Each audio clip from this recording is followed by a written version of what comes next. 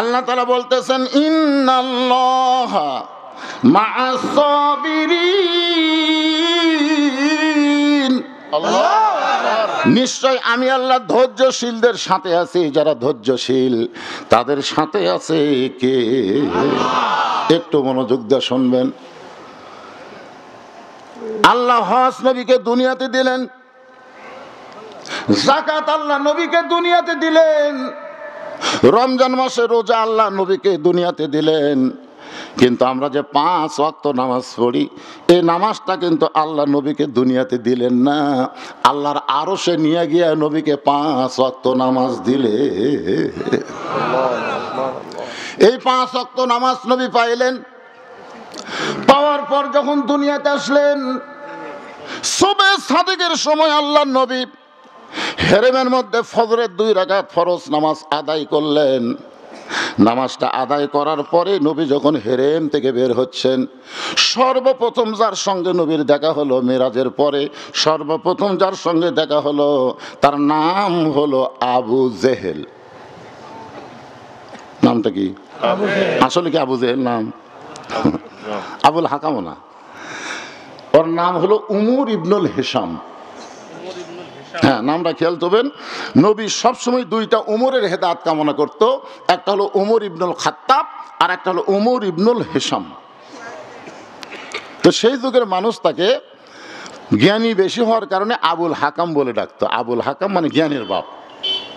কিন্তু পরে নবী নাম দিলেন আবু জেহেল, মানে মূর্খের বাপ। আপনারা বলেন তো, বাংলাদেশে অনেক জ্ঞানী আছে, তার মধ্যে একটা হলো নিজুম মজুমদার। ধরে কোন শালা কি মজুমদার? আমাদের বাংলাদেশে বহু শিক্ষিত মানুষ আবু জেহেল। আমি নাম ধরবো না, কিন্তু ইশারা ইঙ্গিতে বলবো, দেখে বুঝতে পারবেন আপনারা। সর্বপ্রথম আবু জেহেলের সঙ্গে নবীর দেখা হলো। আবু জেহেল নবীর চেহারার দিকে শুধু তাকায় আছে, তাকায় আছে, তাকায় আছে, চোখ ফিরায় না। আল্লাহ নবী বললেন, চাচা আপনি আমার দিকে তাকায় আছেন, আপনি যে চোখ ফিরান না, কারণ কি? আবু জেহেল বলতে, সন্ধ্যার সময় তোমাকে দেখলাম তুমি সুন্দর, কিন্তু সকালবেলা দেখতেছি তুমি অতীব সুন্দর, এত সুন্দর তোমার চেহারা, আমি চোখ নিচের দিকে নামাবার পারতেছি না। চাঁদ সূরজ গ্রহ তারা তারি নূরের ইশারা, নইলে যে অন্ধকারে ডুবিত এই ধরনী। সবাই বলেন নবী মোর পরশমণি, নবী মোর সোনার খনি, নবী নাম ভাবে যে জন সেই তো দোজাহানের ধনী। আল্লাহ নবী বললেন, চাচা সন্ধ্যার সময় আপনি আমাকে দেখেছেন আর সকালবেলা দেখেছেন, এর মধ্যে একটা ঘটনা ঘটে গেছে। আবু জেহেল বলে, বাজান কি ঘটনা? বলে, ঘটনা হলো আজকে গভীর রাত্রে আমি ঘুমিয়েছিলাম কাবার পাশে, ফেরেশতা জিবরাইল আমাকে ঘুম থেকে চেতন করে জমজমের কূপের পানি দিয়ে ওযু করানোর পরে বোরাকের পিঠে করে বাইতুল মুকাদ্দাসের ভিতরে আমি 2 রাকাত নামাজ পড়ালাম। সেখান থেকে 7 আসমান পাড়ি দিয়ে আল্লাহর আরশে পৌঁছে গেলাম। আল্লাহর সঙ্গে আমার দেখা হলো। আল্লাহ তাআলা আমাকে 5 ওয়াক্ত নামাজ দিল। এই 5 ওয়াক্ত নামাজ নিয়ে আমি আবার রাতারাতি দুনিয়াতে ফেরত আসলাম। সকালবেলায় ফজরের নামাজ পড়ার পরে আপনার সঙ্গে আমার দেখা হলো। এই যে আল্লাহর সঙ্গে আমার মেরাজ হওয়ার কারণে আমার চেহারার ভিতর দিয়ে আল্লাহ হয়তো নূর প্রকাশ করে দিয়েছে। প্রধান অতিথির আগমন, বিশেষ, কারণ আমার মামা তো, আল্লাহ আমাকে আগে ধরবে, তুমি মামা পরিচয় দিছো তুমি, কারণ মা নিজে যখন বললো যে 17 সালে ওয়াদা করেছে, আমি সে ওয়াদাটা তুলে ধরলাম। এখন আসতেছে আমার যে আলোচনা, মনে আছে আপনাদের? মনে আছে কার সাথে দেখা? আবু জেহেলের সাথে। আপনারা সুবহানাল্লাহ বলছেন, কিন্তু আবু জেহেল সুবহানাল্লাহ কয়নি। কি জন্য কলো না?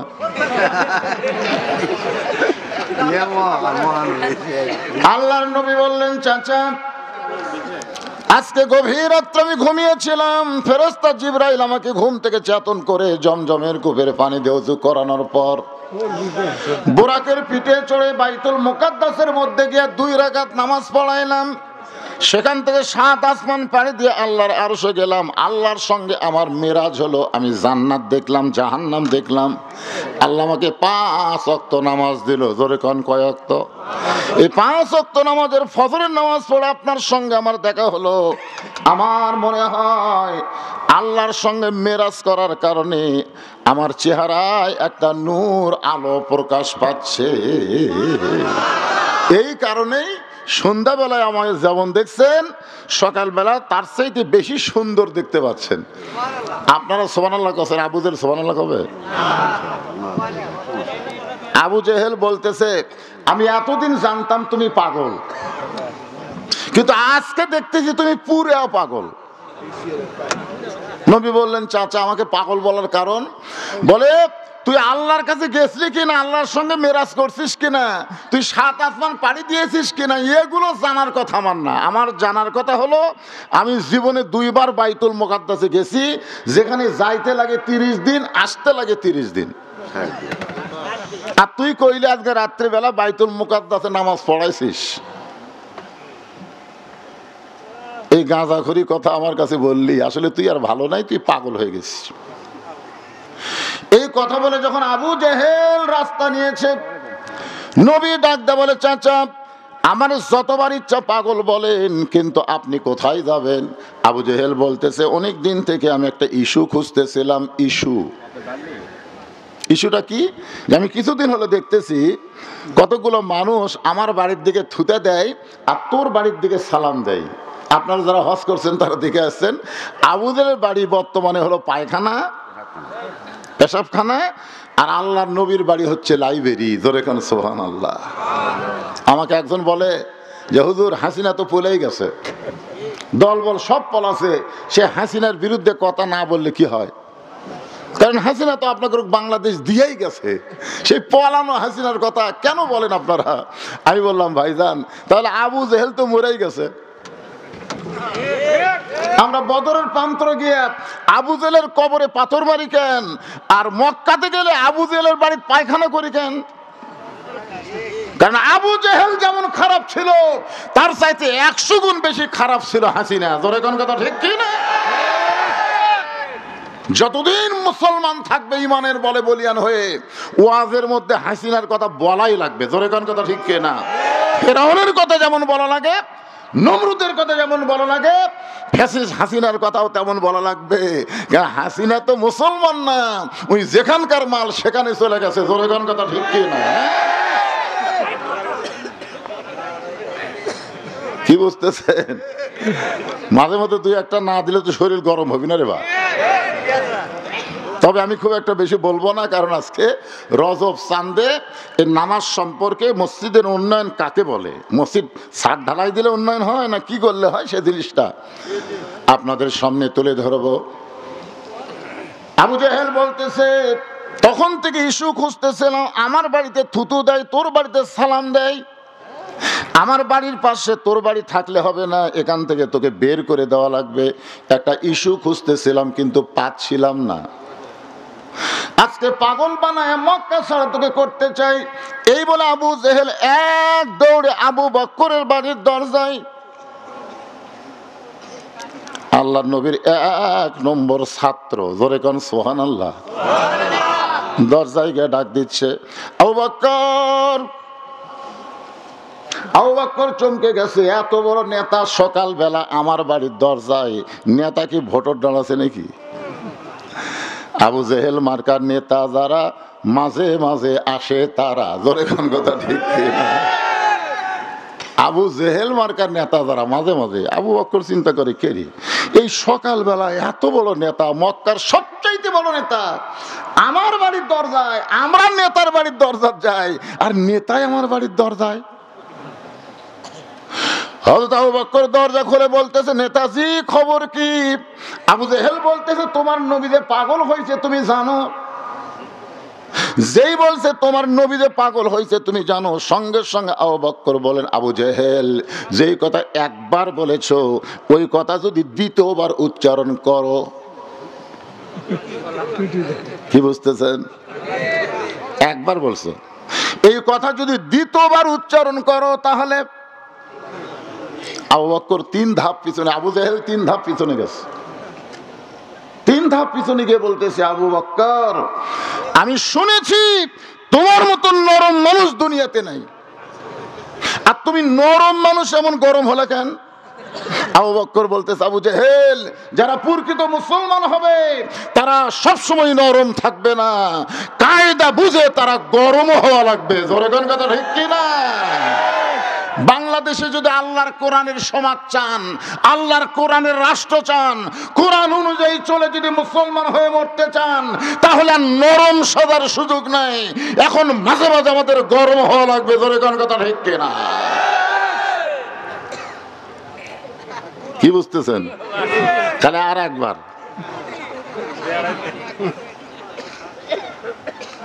আবু বকর বলে, আবু জেহেল তুমি যেই কথা বলেছো এই কথা যদি আর একবার বলো।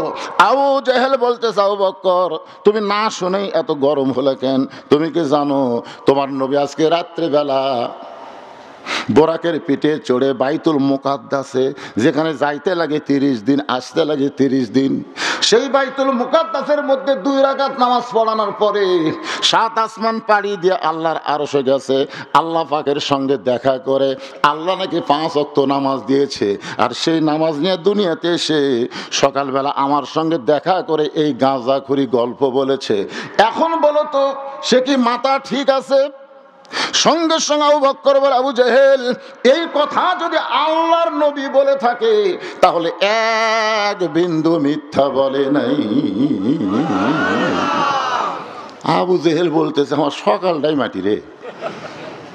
চিন্তা করে দেখেন, আপনারা আল্লাহর কোরআনের মাহফিল আইছেন, সেই কোরআন থেকে যে কথাগুলো বলা হবে এই কথাগুলোর মধ্যে যদি সামান্য সন্দেহ পোষণ করেন তাহলে মুসলমানের ঘরে জন্ম নিয়ে মুসলমান হয়ে মরা যাবে না।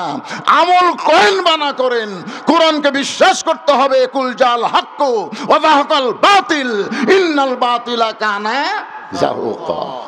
বিশ্বাস করেন? কারা কারা বিশ্বাস করেন? 2 হাত তুলে আল্লাহকে দেখান তো। লিল্লাহি তাকবীর, হাত নামান। আর একবার স্লোগান হবে, আল কোরআনের আলো। মাশাআল্লাহ, এইটুকু বললেই হবে। সব জায়গার মধ্যে সবকিছু আছে না নাই? আলহামদুলিল্লাহ। আমার মামা যে কথাগুলো বললেন, আসলেই আগেকার মুরব্বীরা তাদের ছেলেদেরকে সব শিক্ষার আগে কোরআনের শিক্ষা দিচ্ছেন, কিন্তু এখনকার বাবারা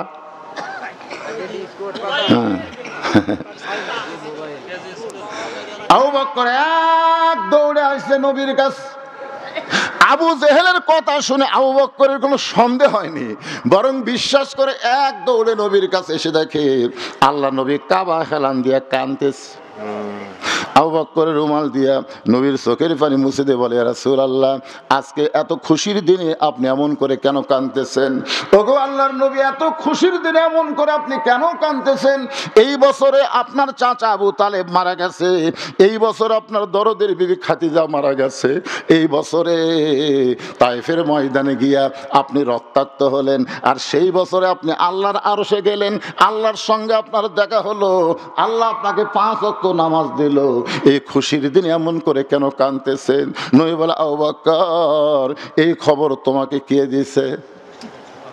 এই খবর তোমাকে কে দিল? বলে আবু বকর এই খবর, আবু জেহেল এই খবর আমাকে দিল। আল্লাহ নবী বলে, আবু বকর এই খবর কি তোমার বিশ্বাস হয়? আবু বকর বললেন, সাদ্দাকতা ইয়া রাসূলুল্লাহ, এক বিন্দু মিথ্যা নয়। সঙ্গে সঙ্গে নবী এক টানে আবু বকরকে বুকের মধ্যে নিয়ে বলে, আবু বকর আবু জেহেল আমাকে যখন থেকে পাগল বলে এখান থেকে চলে গেছে, তখন থেকে আমার চোখ দিয়ে দর দর করে পানি পড়তেছে, আর তোমার সাদ্দাকতা শব্দ শোনার সঙ্গে সঙ্গে আমার সমস্ত কষ্ট আল্লাহ দূর করে দিয়েছে। আল্লাহ বলে, হাবিব আপনার আবু বকর সাদ্দাকতা বলার সঙ্গে সঙ্গে আমি আল্লাহ তাআলা আসমান থেকে তাকে সিদ্দিক ডিগ্রি দিয়ে দিলাম। চারিদিক থেকে যে কয়েকজন সাহাবী সব নবীর কাছে এসে হাজির।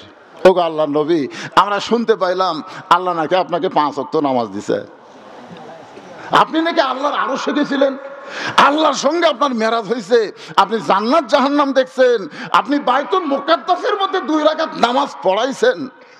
আল্লাহ রাসূল বলে তোমাদের মনের খবর কি? বলে আমরা সবাই বিশ্বাস করেছি। জোরে কেন সুবহানাল্লাহ। হুজুর আপনি একটু বলেন তো আল্লাহর সাথে আপনার কেমনে সাক্ষাৎ হলো?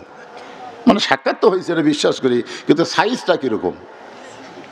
তো রাসূল এভাবে হাত দেখালেন, আমার দিকে তাকান, এভাবে তীর ধনুক আপনারা দেখেন এই ধনুক, এই ধনুকের মতো এক পাশে লা ইলাহা ইল্লাল্লাহ আর এক পাশে আমি মুহাম্মাদুর রাসূলুল্লাহ।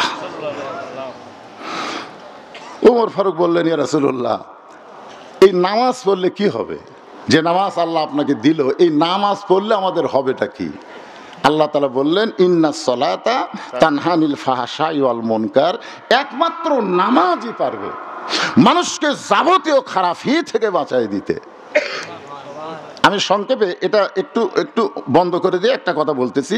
এই যে বছর রাসূল মেরাজ করেছিলেন এটা হলো নবুয়তের 10ম বছর। যখন কত বছর? এরপরেও কিন্তু নবী 3 বছর মক্কা ছিলেন, কিন্তু নামাজ কায়েম করতে পারেন নাই। আল্লাহ যেখানেই নামাজের কথা বলেছেন, কোরআনের প্রথমেই দেখেন আল্লাহ বলতেছেন, জালিকাল কিতাবু লা রাইবা ফি হুদাল, বলেছে এক জায়গাও আল্লাহ বলেনি যে নামাজ পড়ো, একটা জায়গাতেও আল্লাহ বলেনি নামাজ পড়ো। কিন্তু নামাজ পাওয়ার পরে কায়েমের আয়াত নবীর উপর নাজিল হচ্ছে, কিন্তু আল্লাহ নবী নামাজ কায়েম করবার পারতেছে না। 3 বছর নবী নামাজ পাওয়ার পরে গোপনে গোপনে নামাজ পড়িছেন, নামাজ কায়েম করতে পারেননি। নবী বললেন, আল্লাহ আপনি সবসময় খালি বলেন আকিমুস সালাত, নামাজ কায়েম করো, কিন্তু আমরা তো কায়েম করে পারতেছি না। আল্লাহ বললেন, হাবিব আপনি মক্কাতে আসলেই নামাজ কায়েম করতে পারবেন না, কারণ মক্কাতে আপনি হলেন ইমাম আর আবু জেহেল হলো নেতা।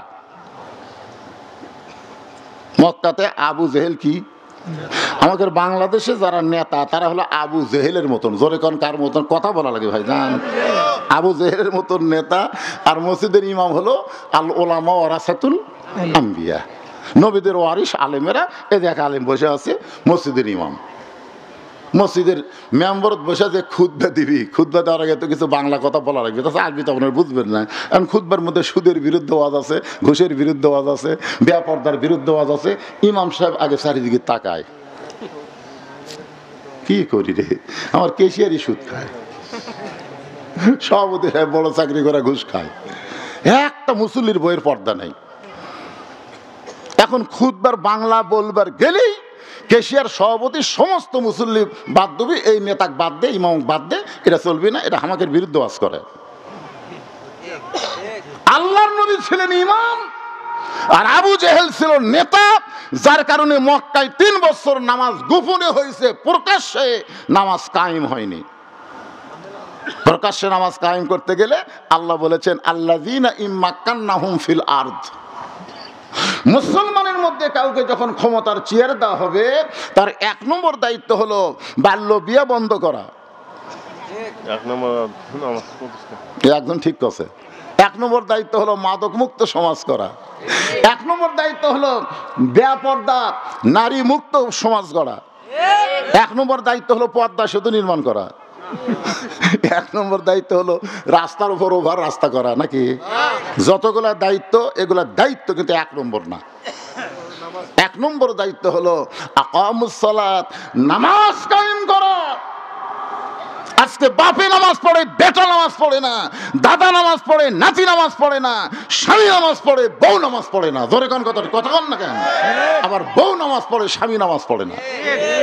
আপনি জানেন ইচ্ছা করে 1 ওয়াক্ত নামাজ বাদ দিলে তার শাস্তি কি?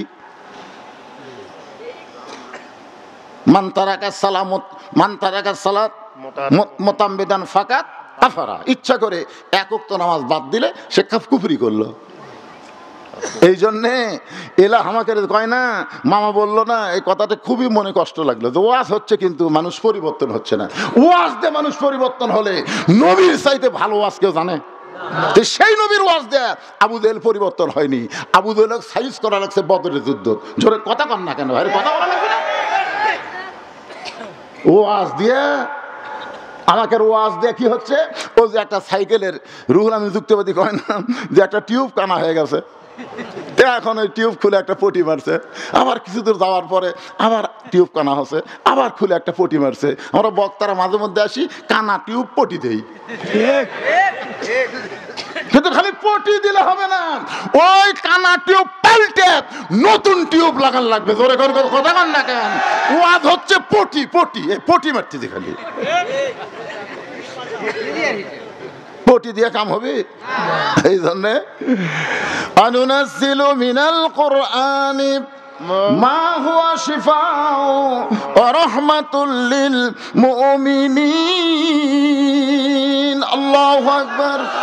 সমস্ত সাহাবীরা নবীকে ঘিরে ধরে বলতেছে, ইয়া রাসূলুল্লাহ, এই 5 ওয়াক্ত নামাজ সম্পর্কে একটু আমাদের বলেন, যে নামাজ আদায় করলে যাবতীয় খারাপি থেকে আল্লাহ আমাদেরকে বাঁচায় দিবে, তাহলে সেই নামাজের দরকার আছে না নাই?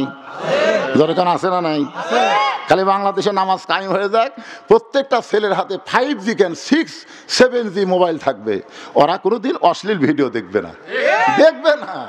এশার নামাজ পড়ে বাড়ির যে দিন দেখবার চাই, আজহারির ওয়াজ দেখবি, বদরুশিদের ওয়াজ শুনবি, আমির হামজার ওয়াজ শুনবি, দুই একটা ইসলামী সঙ্গীত শুনবি, মন মিন শারিল ওয়াসিল খান্নাস, মিন শারিল ওয়াসিল খান্নাস, ভেতরকার নফস বলবি, কে রে জানলা দরজা বন্ধ আছে, কম্বলের তলে একটু একটু সাইজ করে একটু অপেরা মিনিট একটা টিপি দিত, তখন তখন 2 রাকাত। জোরে বলেন কয় রাকাত?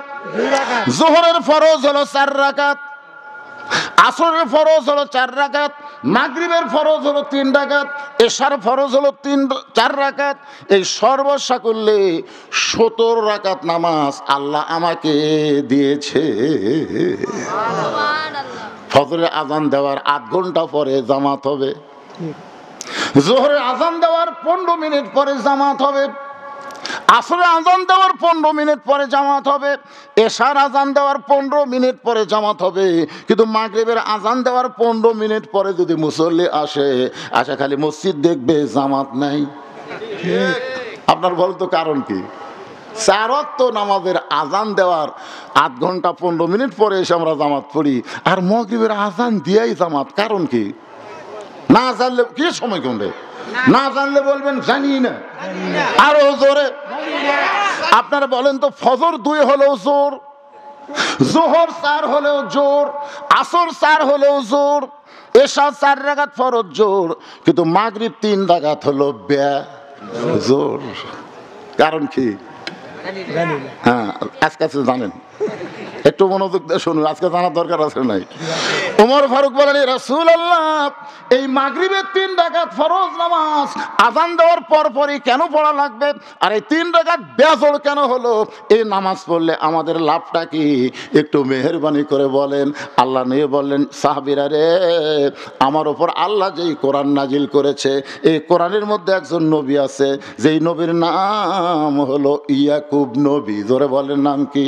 ইয়াকুব নবী। যারা পারেন তারা আমার সঙ্গে একটু গুনগুন করে বলবেন, ইয়াকুব নবী বাস করিতেন কেনানে, সবার চাইতে ভালোবাসতেন ইউসুফকে। ইয়াকুব নবী 2টা বিয়ে করেছিলেন, 2 বইয়ের মাধ্যমে আল্লাহ তাআলা 12টা সন্তান দিয়েছিলেন। 2টা সন্তান খুবই ভালো, আর 10টা সন্তান অত্যন্ত খারাপ। ইয়াকুব নবী আল্লাহর কাছে কান্দে আর বলে, আল্লাহ, আমি নবী হয়ে জন্ম দিলাম, আমার 2টা সন্তান এত ভালো আর 10টা এত খারাপ কেন হলো? আল্লাহ বলে, ইয়াকুব, তোমার যে 2টা সন্তান ভালো, সেই 2টা সন্তানের মা ভালো, আর যে 10টা সন্তান খারাপ, ওই 10টা সন্তানের মা খারাপ। সন্তান ভালো মন্দ বাপের কারণে নয়, সন্তান ভালো মন্দ হয় মায়ের কারণে। মাগরিবের 3 রাকাত নামাজ কেমনে পাইলাম, পড়লে লাভটা কি? এইটা নবী যখন শুরু করছেন, এমন সময় আবু জেহেল গ্রুপ নিয়ে হাজির। ওই যে আবু বক্করের ধাক্কা খাচ্ছে, আর একবার যদি আপনারা মনে করতেছেন আবু জেহেল ভয়ে পড়ে গেছে, হাসিনা পড়ে যায়, কি করতে যায়? ওই খালি গ্রুপ নিয়ে আসার চেষ্টা করতেছে। ধরেন কথা কন না, আপনি মনে করতেছেন হাসিনা ভারতের যা বসে আছে, ওই খালি বাংলাদেশকে, এই তো বাংলাদেশ চায় না, বাংলাদেশের মাটি চাই, যা হোক বাংলাদেশকে ভারতের অঙ্গরাজ্য বানাবার চাই। ধরে কথা কন না কেন ভাই? মেজর ডালিম এতদিন পর বাড়াছে, আপনারা জানেন মেজর ডালিম বাড়াছে, জানেন? শেখ মুজিবুরকে কেউ হত্যা করেনি, উনি বলেছেন ক্রস ফায়ার। হত্যা না করলে বাংলাদেশ ভারত হয়ে যেত, এ কারণে তারা হত্যা করছে। কেন হত্যা করছে, কি কারণে হত্যা করছে, সব কথা বলা হচ্ছে। 30 লক্ষ মানুষ শহীদ হয় নাই, মানুষ শহীদ হয়েছে মাত্র 3 লাখ। একজন নেতা, সামসে নেতা বলেছে 3 লাখ না 30 লাখ, শেখ মুজিবুরকে 30 লাখ। বুঝলেন, সব গুমুর ফাঁস হচ্ছে ভাই। আসলে আওয়ামী লীগ যে মালটা কি রে, জনগণ হাড়ে হাড়ে টের পেচ্ছে। একটু মনোযোগ দিয়ে শুনবেন। আবু জেহেল গ্রুপ নিয়ে হাজির। আবু জেহেলের গ্রুপের মধ্যে একজন তেলতেলা গোয়েন্দার, তার নাম হলো আবু সুফিয়ান। জোরে কোন, তার নাম কি? তেলতেলা। প্রত্যেকটা নেতার তেলতেলা আছে না নাই? যেমন হাসিনার তেলতেলার নাম হলো ওবায়দুল কাদের তেলতেলা। হাসিনা ভয়ে কিন্তু সেই দিনই পলাছে, আর তেলতেলা কিন্তু 3 মাস বাংলাদেশের মধ্যেই ছিল। আজকে দেখলাম বিএনপির এক নেতা এই তেলতেলাক আশ্রয় দিছে। আসলে ফখরুল আর ওবায়দুল তলে তলে দুল দুল। জোরে কর কথা, ঠিক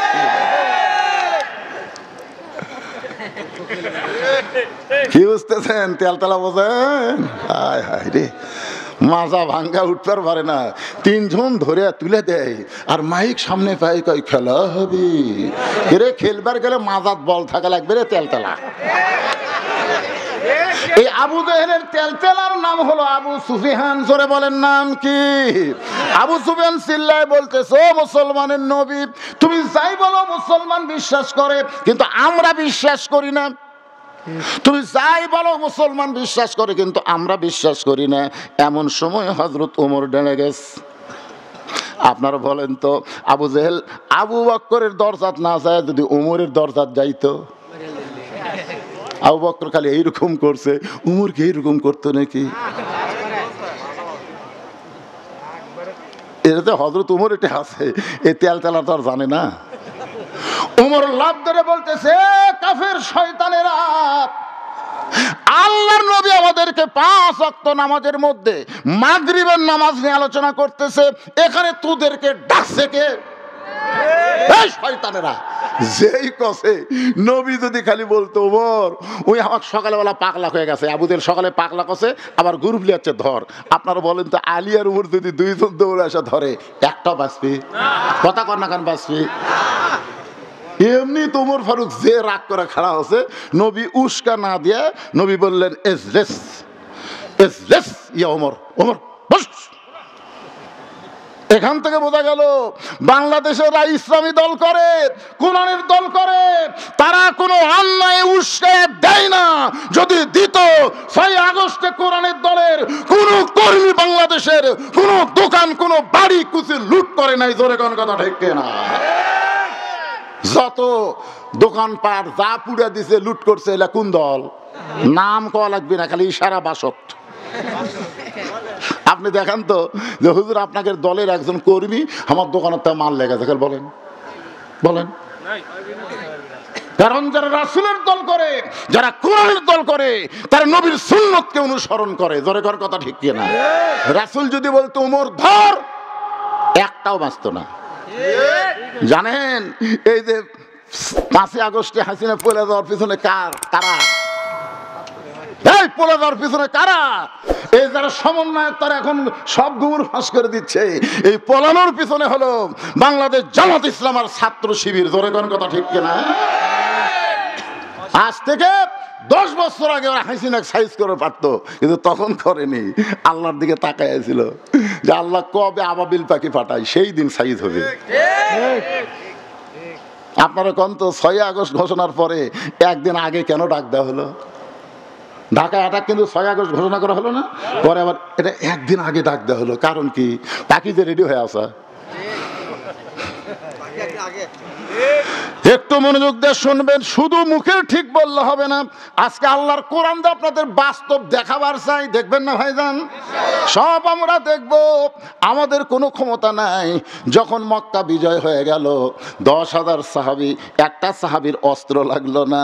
আল্লাহ কোরআনে সূরা নসর নাজিল করে বলে দিলেন, ইজা জা আনাসরুল্লাহি ওয়াল ফাতহ ওয়া রাআইতান নাসা ইয়াদখুলুনা ফি দীনিল্লাহি ইলাল্লাহি আফওয়াজা ফাসাব্বিহ বিহামদি রাব্বিকা ওয়াস্তাগফির ইন্নাহু কানা তাওয়াবা।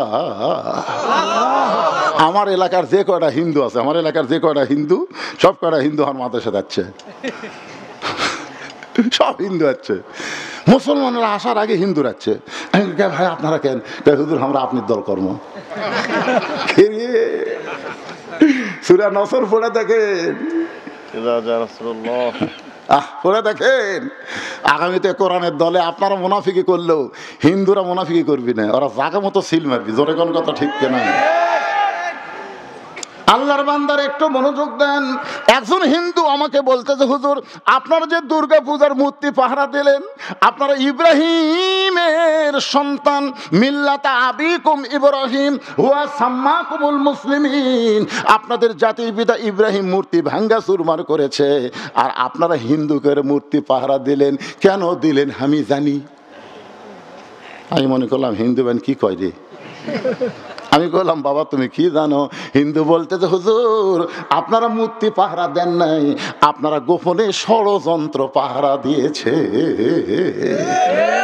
আপনারা গোপনে ষড়যন্ত্র পাহারা দিচ্ছেন যে অন্য কেউ মূর্তি ভাঙ্গা আপনাকে কান্দর যেন দোষ দিবার না পারে, এই জন্য আপনারা মূর্তি পাহারা দিচ্ছেন। আপনি কি মূর্তি পাহারা দিচ্ছে? আমি বললাম একটা হিন্দু হয়ে তুই এত বুঝলি রে? হুজুর আমরা বুঝেছি হুজুর। সোনাল্লাহ কন্যা কথা কন্যা কে গোটা বাংলাদেশ ওয়াজ করতেছি, শুধু আপনাদের শেরপুর না। বাতাস এবার আসল দিকে বসছে। জোরে কোন কথা ঠিক কিনা? আজকে বুঝতেছেন না, খেলা হবে সাইজ মতো। জোরে কোন ঠিক? একটু মনোযোগ দিয়ে শুনবেন। আল্লাহ নবী উমরকে বাসায় দিলেন, বসো বসো, তোমার সঙ্গে কথা হচ্ছে না, আমার সাথে হচ্ছে। আতিউল্লাহ ওয়া আতিউর রাসূল, আল্লাহর অনুগত্য করো, নবীকে অনুসরণ করো। আমি নবী যেখানে দাঁড়িয়ে আছি তুমি সেখানে উঠলে কেন? দেখেন নবী উমরের পক্ষে না হয়ে ওরে বাবা রে বসো। ওমর ফারুক যখন বসে গেছে, আল্লাহ নবী দুই হাত বাড়ায় বললেন, আপনারা সম্ভ্রান্ত মানুষ, আপনারা আসেন, আপনাদের সাথে আমাদের কোনো শত্রুতা নাই, আপনারা বসেন। আমি নামাজ সম্পর্কে ওয়াজ করতেছি, কারণ সমস্ত ওয়াজের চাইতে নামাজের ওয়াজের গুরুত্ব কম না বেশি? যদি নামাজ আপনার না থাকে, লা সলাতা লা ইমানা, যার নামাজ নাই তার ইমান নাই। লা সলাতা লা দিনা, যার নামাজ নাই তার কোনো ধর্ম নাই। বাইনাল আবদি ওয়াল কুফরি তরকুস সালাত, বান্দা কাফের মধ্যে পৃথক করার জিনিসটার নাম হলো নামাজ। যারা নামাজ পড়বে তারা আল্লাহর বান্দা, আর যারা নামাজ পড়বে না তারা হলো কাফের। এই জন্য নামাজের গুরুত্ব কম না বেশি? বসেন। আবু সুফিয়ান বলতেছে আমরা বসার জন্য আসি নাই। নবী বললেন তাহলে কি জন্য আইছেন? বলে আমাদের নেতা দুইবার বাইতুল মুকাদ্দাস ভ্রমণ করেছে, যেখানে যাইতে লাগে 30 দিন, আসতে লাগে 30 দিন। আর তুমি কইলা আজকে রাত্রেবেলা নাকি বাইতুল মুকাদ্দাসে 2 রাকাত নামাজ পড়াইছো। নবী বলতেছেন অবশ্যই পড়াইছি। আবু সুফিয়ান বলতেছে পড়ায়া থাকো তাহলে আমাদের নেতার কথা মতো। আমি জানতে চাই বাইতুল মুকাদ্দাসের দরজা জানলা কয়টা? বাইতুল মুকাদ্দাসের দরজা জানলা কয়টা সেইটা বলতে হবে। আল্লাহ নবী ছোট বাচ্চার মতন কাঁদতেছে। আবু বকর বলে ইয়া রাসূলুল্লাহ আপনি কাঁদেন কেন? রাসূল বলতেছে আবু বকর আমি শুধু বাইতুল মুকাদ্দাসে 2 রাকাত নামাজ পড়াইছি, আমি তো দরজা জানলা গুনবার যাইনি। আপনারা যে মসজিদে নামাজ পড়েন না ভাইজান? আপনাকে জামুরহাটে একটা কেন্দ্রীয় মসজিদ আপনি জোহরে নামাজ পড়লেন, একজন জিজ্ঞাসা করতেছে তুমি কি নামাজ পড়ছো? কয় সামনে কাতারে। আমার বিশ্বাস হয় না। তোমার বিশ্বাস কেমনে হবে বলো? আমার বিশ্বাস হবে তুমি যদি বলতে পারো মসজিদের মধ্যে ফ্যান কয়টা আছে। আপনারা বলেন তো ফ্যান গোনার জন্য মসজিদে যান না নামাজ আদায়ের জন্য যান? কথা বলেন না কেন ভাইজান? কেউ তো ফ্যান গোনার জন্য যায়। নবী যে 2 রাকাত নামাজ পড়াইছে, নবী কি দরজা জানলা গুনবার গেছে নাকি? নবী যখন দরজা জানলার কথা না বলে কাঁদতেছে, আবু বকর বলে ইয়া রাসূলুল্লাহ সকালবেলা আবু জেহেল আপনাকে একলা পাগল বলে গেছে, এখন গ্রুপ নিয়ে আইছে আপনাকে অপমান করার জন্য। হুজুর আপনাকে এমন অপমান করবে আপনি কি সহ্য করতে পারবেন? আল্লাহর নবী যখন চোখের পানি ফেলতেছে, এমন সময় আল্লাহ তাআলা তুইজ্জু মান তাশা তুযিল্লু মান তাশা বিয়াদিকাল খায়র ইন্নাকা আলা কুল্লি শাইইন কাদির। আল্লাহ ফেরেশতা জিবরাইলকে পাঠিয়ে দিয়ে বলতেছে, ওগো নবী, আপনি চোখের পানি মোছেন, আপনি কাঁদবেন না। ওয়ারাফা'না লাকা যিকরাক, আল্লাহ আপনাকে এমন সম্মান দিয়েছে আপনার কান্দা লাগবে না। ওই গোটা বাইতুল মুকাদ্দাস আপনার সামনে